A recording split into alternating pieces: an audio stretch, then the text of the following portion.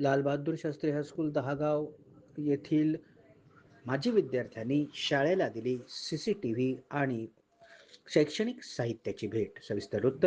Lal Bahadur Shastri high school दहागाव येथील 2010-11 बॅचच्या माजी विद्यार्थ्यांनी आपल्या शाळेशी असलेले ऋणानुबंध जपत एक कौतुकास्पद सामाजिक उपक्रम राबविला आहे.